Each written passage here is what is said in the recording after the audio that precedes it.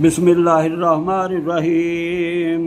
अल्लाहुम्मा सल्लि अला सय्यदना व मौलाना मुहम्मद व अला आले सय्यदना व मौलाना मुहम्मद व बारिक व सल्लम अलैहि अम्मा बाद। मोहतरम ख़वातीन व हज़रात, सूरत नसर कुरान मजीद की आखिरी सूरत है, यानी इस सूरत के बाद कोई मुकम्मल सूरत हजूर सल्लल्लाहु अलैहि वसल्लम पर नाज़िल नहीं हुई। हज़रत अब्दुल्ला बिन उमर रज़ी अल्लाह ताला अन्हो की रिवायत है कि ये सूरत हज्जतुल विदा के मौका पर मिना में नाज़िल हुई। इस सूरत की तिलावत और तर्जुमा पेश खिदमत है। बिस्मिल्लाहिर्रहमानिर्रहीम।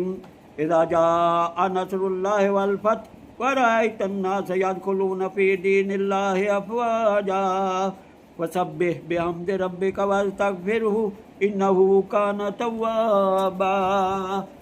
तर्जुमा: जब अल्लाह की मदद आ जाए और फतह नसीब हो जाए और तुम देख लो कि लोग फौज दर फौज अल्लाह के दीन में दाखिल हो रहे हैं, तो अपने रब की हमद के साथ उसकी तस्बीह करो और उससे मग़फ़िरत मांगो, बेशक वो बड़ा तौबा कबूल करने वाला है। हज़रात मोहतरम, इस सूरत में अल्लाह की मदद और दीन इस्लाम के गलबे की खबर है।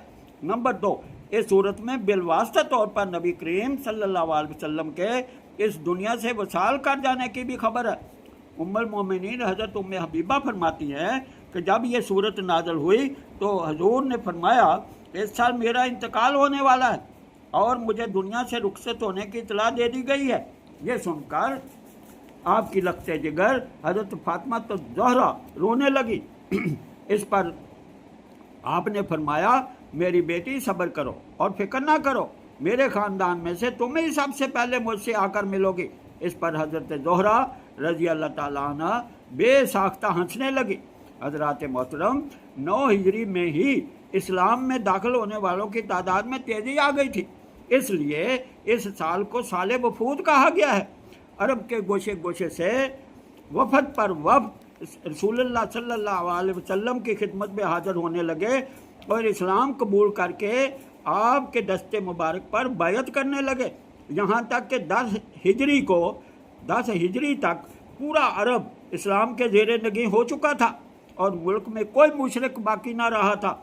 हज़रत आयशा रज़ी अल्लाह ताला अन्हा फरमाती हैं कि ये सूरत नाज़िल होने के बाद हज़ूर नबी पाक सल्लल्लाहु अलैहि वसल्लम ये अल्फाज कसरत से पढ़ा करते थे, सुबहान अल्लाह व बिहम्दिही अस्तगफिरुल्लाह।